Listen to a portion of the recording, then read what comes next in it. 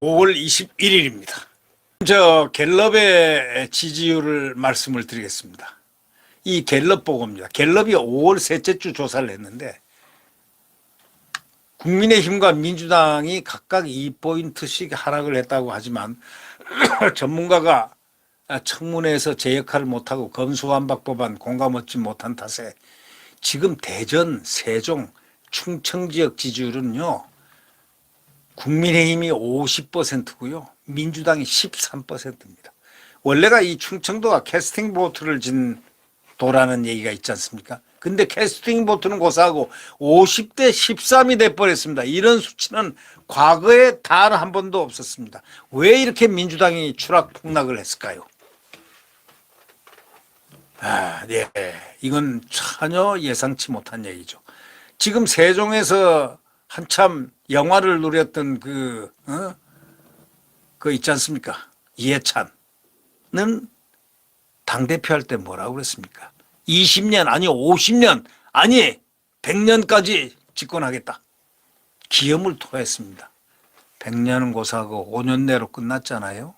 5년도 아름다운 피날레의 5년이 아니고 그 반대로 끝났지 않습니까? 그런데 대전, 세종, 충청 지역 지금 지지율이 말이죠. 국민의힘이 훨씬 처졌던 그곳이 50%나 치솟아 올랐고 민주당이 13%로 밑으로 그냥 추락을 해버렸습니다. 대폭락을 했습니다. 참으로 이 민심이란 건 이렇게 무섭다. 6일 지방선거를 앞두고 국민의힘 정당 지지율이 43, 더불어민주당은 29. 자, 20대하고 40대 이 차이를 갖고 있습니다.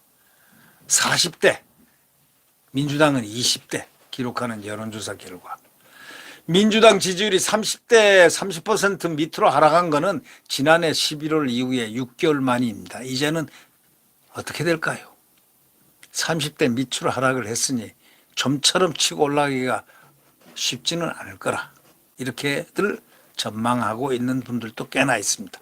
국민의힘 지지율은 윤석열 정부 출범을 전후해서 4주째 40%를 넘었습니다.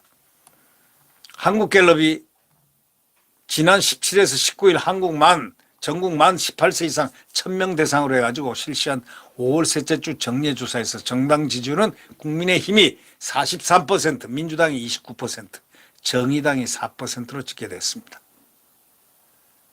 민주당 지지자들은 5월 첫째 주 41%였지만 지난주 10%나 폭락해서 31%가 됐고 또 2주 연속 하락했습니다. 네. 추락에는 날개가 없다는 그런 얘기가 있지 않습니까? 추락할 때는 날개가 없이 쫙 밑으로 활공하면서 그냥 폭락을 한다. 이런 얘기 아니겠습니까? 이제 민주당에 있어서 당 지지율 30%는 사실상 마지노선이라고 해왔는데 마지노선이 무너졌습니다. 민주당은 박근혜 전 대통령의 탄핵 논란이 불붙었던 2016년 11월 이후 30% 선이 깨진 적이 한 번도 없습니다. 거의 없죠. 거의 없어. 기억이 없습니다. 지난해 11월 셋째 주에 5년 만에 30% 선이 깨졌는데 지난해 11월 이는 겨울철 코로나 폭증 요수소 부족 사태, 대장동 의혹, 종부세 급등 등등이 막 나가지고 30%가 깨졌는데 이거는 결국 이례적인 일이었고 당신의 국민의힘 대선 경선이 흥행하면서 상대적으로 여론 관심이 국민의힘 쪽으로 쏠릴 바로 그때에서 떨어졌지만 그러나 이번 30대 선 붕괴는요 지난 11월과 양상이 다릅니다. 당시에는 코로나 요수소 사태 외부 환경 요인이 있었지만 이번에는 스스로 무너졌다. 처음에 최강욱을 비롯한 그 참 한동훈 법무장관 후보자에 대해서 계속 헛발질했던 것.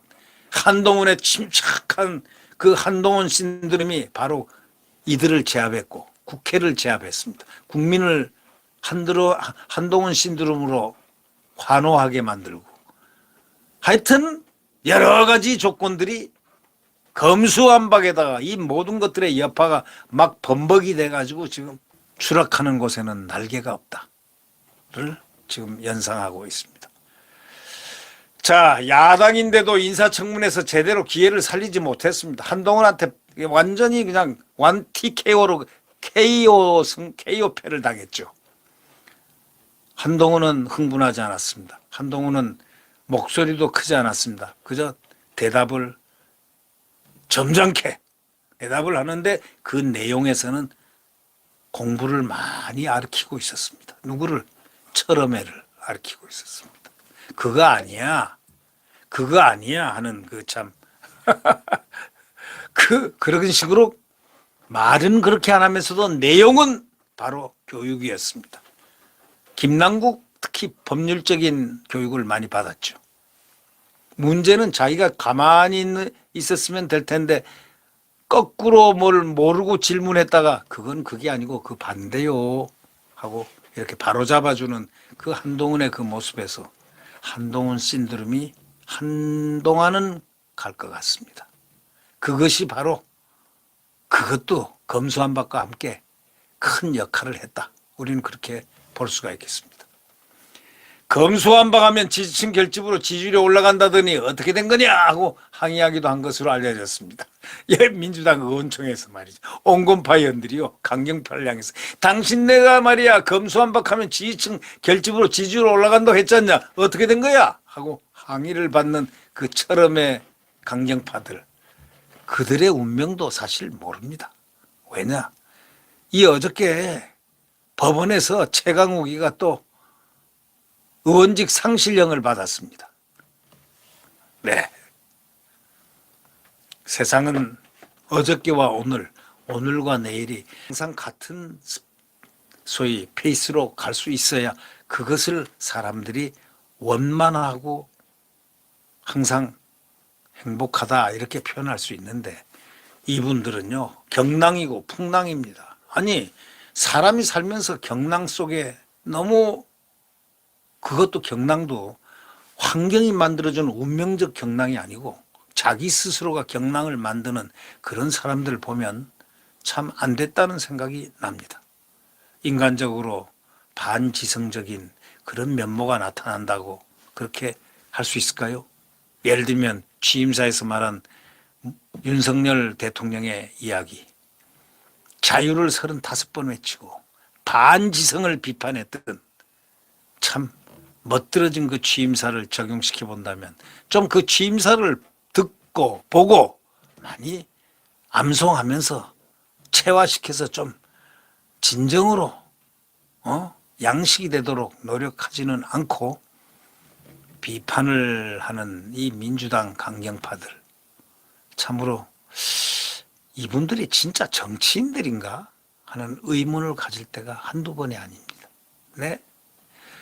여러분, 우리 국민들은 현명해서 모든 것을 다 이렇게 이끌어갑니다. 국민들은 너무 현명합니다. 국민들은 하늘입니다. 하늘은 곧 민심입니다. 민심은 보이지 않지만 어느새 민심에 역행하는 자들을 전부 포획합니다. 그리고